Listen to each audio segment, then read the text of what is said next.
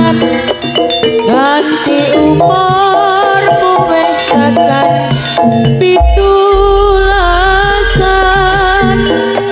saben wengi batinku tansah nelongso nyawang anakku saiki dadi remojo kebangetan bapakmu apa ora krasa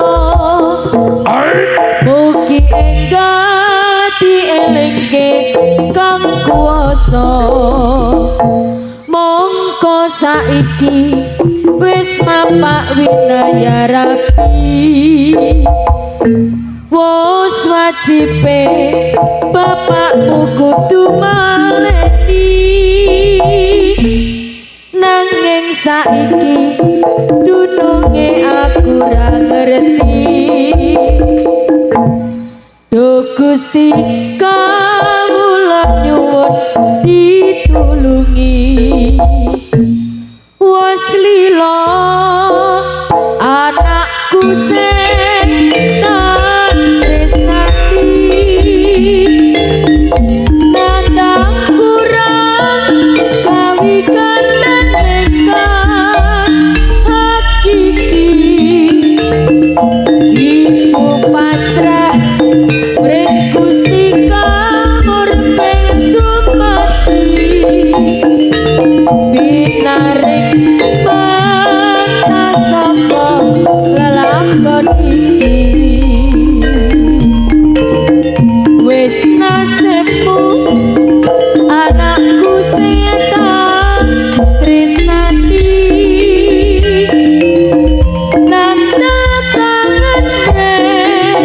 bapakmu kang ono paran ditinggalne wiwit bayi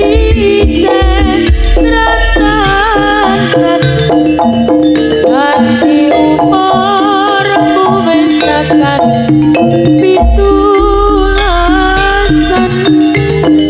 saben wengi batinku tansah nelongso nyawang anakku saiki dadi remojo kebangetan bapakmu apa ora krasa mugi enggak dielingke kang kuwasa mongko saiki wis mapak winaya rapi wis wajibe bapakmu kudu maleni nanging saiki dununge aku ra ngerti Duh Gusti kawula nyuwun pitulungi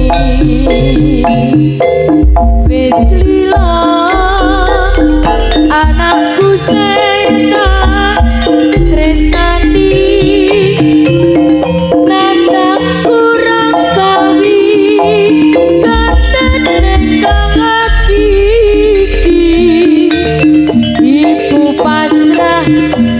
mring Gusti kamur pentu mati